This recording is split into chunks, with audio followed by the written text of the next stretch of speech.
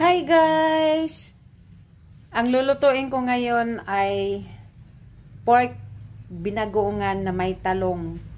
Ngayon lang ako nagluto ng ganito. Ngayon lang ako magluto ng ganito. Kasi dyan sa aking mga upload, meron akong naka-upload na binagungang baboy pero wala siyang talong. So, itry ko to siya. So, ito yung aking mga sangkap. Ito yung talong. Yan, naka-slice na. Tapos, ito yung baboy. Ano yan siya? Liempo. Tapos, meron akong alamang. Ito yung alamang. Tapos, sili na yung green.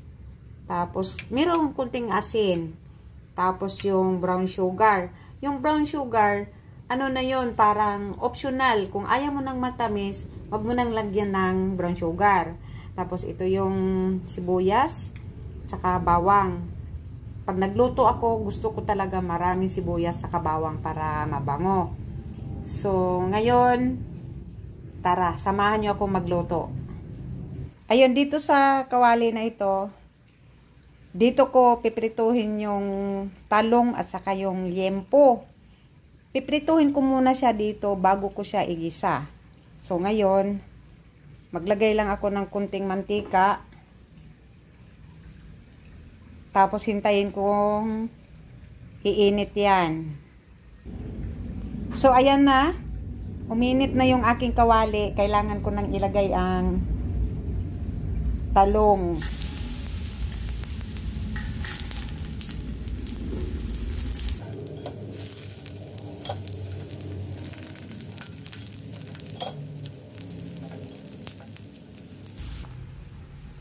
Ayan siya guys. Kung nakikita nyo, tinaob ko siya lahat yung talong. Tapos pwede ko na itabi yung karne yan.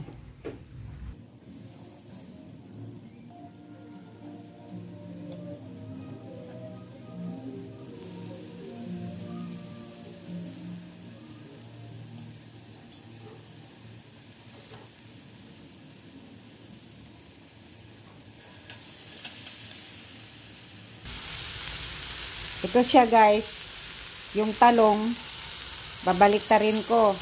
Ayan, ang bango na eh.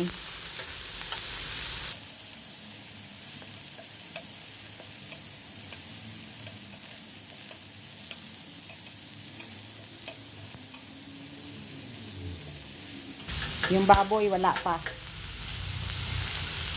Hindi pa pwede yung aking karne, hindi pa pwedeng baliktarin.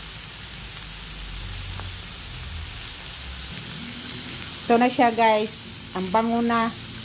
So, alisin ko na yung talong.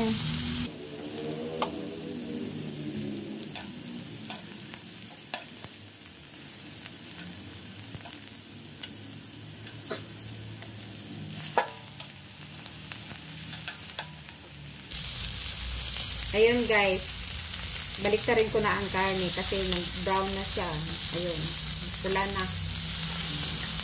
Para yung kabilang side na naman magpula.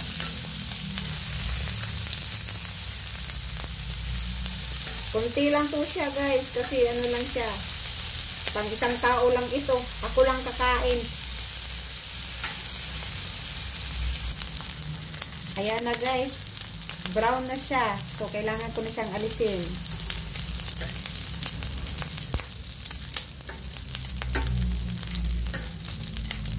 Ito na guys.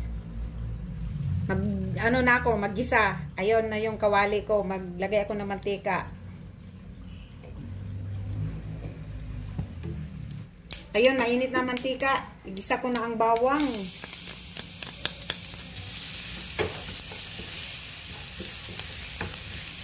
Ngayon, nag-brown na ang bawang. Isunod ko ang sibuyas.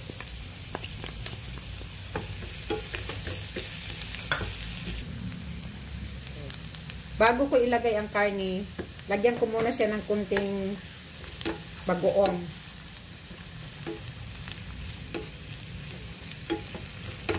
Tapos ito na yung karne. Lagay ko.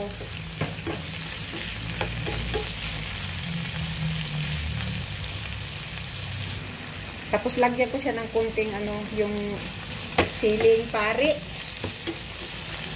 para manghang. lagyan ko siya ng asin. Tapos tubig muna. Kasi palambutin ko muna to siya. Takpan ko muna siya para hintayin ko siyang lumambot. A few moments later. Tingnan ko siya guys, kung malambot na ba. Ayun, malambot na. So, idagdag ko na ang alamang.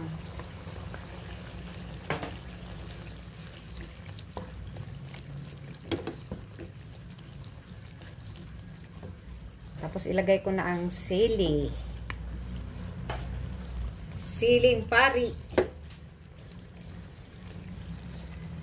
Tapos, yung konting brown sugar.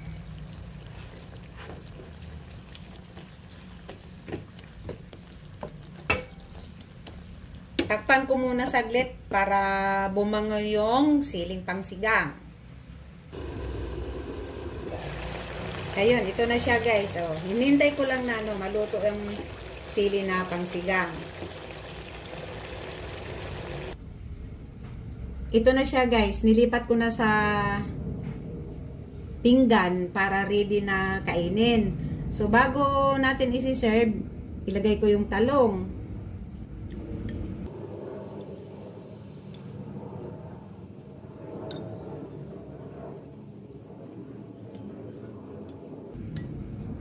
Ayan na guys, ready to eat na, ready to serve na, ready to eat na. Thank you for watching. Bye!